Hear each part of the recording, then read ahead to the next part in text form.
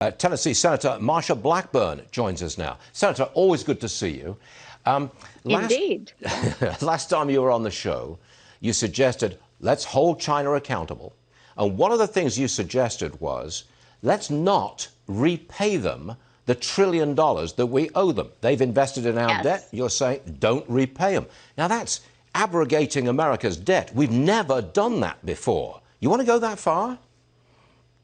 We have never done that before, but Stuart, I think you have to look at the fact that this has already cost us $6 trillion. There may be another $5 trillion hit to our economy. The jobless numbers that we are seeing are so distressing. In Tennessee, we have 437,000 Tennesseans out of work. Today's numbers show another 43,000 Tennesseans that are now out of work. What China has done is of tremendous cost. Should we consider doing this? Yes, indeed. It is something we should explore as to how to hold them accountable. Senator, can I just ask you to hold on for 1 second?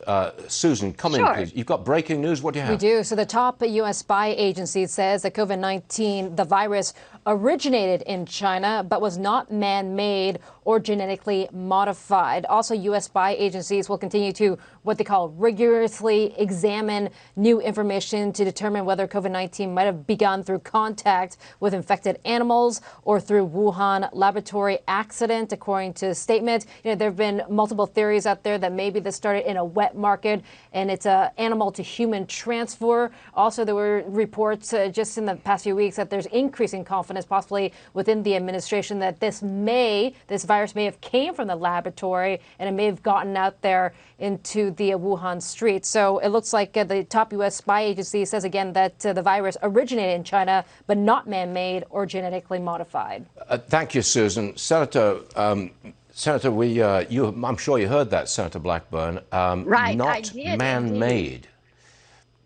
Yes, and I think one of the things we have to look at is what was the lab's participation and what was the Chinese Communist Party's participation in this, and what did the World Health Organization do that emboldened? You can go back and look at January 14th, the tweet from the WHO. And Stuart, what they said was there was no human-to-human transmission in this.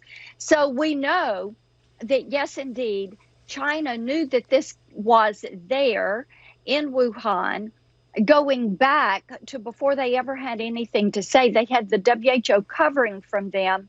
They were trying to say it was animal to human. So getting the reports from our different intelligence agencies and divisions is going to be very helpful to us in nailing down exactly where it came from, how it got started, and making it easier for us to hold China accountable for this. Yeah, indeed. We just gave the news a few minutes ago that China is buying oil fields in Texas and paying more than $1 billion. Do you think we should allow them to buy Texas oil fields?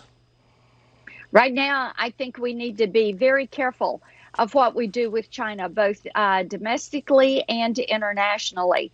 And China likes investing in the U.S. because they think that we're a good bargain. We're a safe place for their dollars. That's why we need to look at what they're doing with the debt. We need to look at what they're doing with these oil fields in Texas. We need to look at what they're doing with the islands in the South China Sea, how they are expanding their Belt and Road, what they are doing with great power competition. Stuart, we have to realize domination is their goal. Power is what they are seeking. And I think right now we have to realize they did this.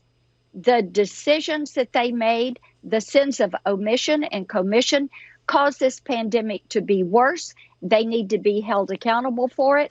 Now is a good time for us to work with our allies and to hold them accountable. Indeed, Senator Rubio and a group of us sent a letter to the president a few weeks ago encouraging a special envoy to get to the bottom of this. And we think that to keep our economy safe, to get it restarted, to keep our people safe, it's important to do. Okay.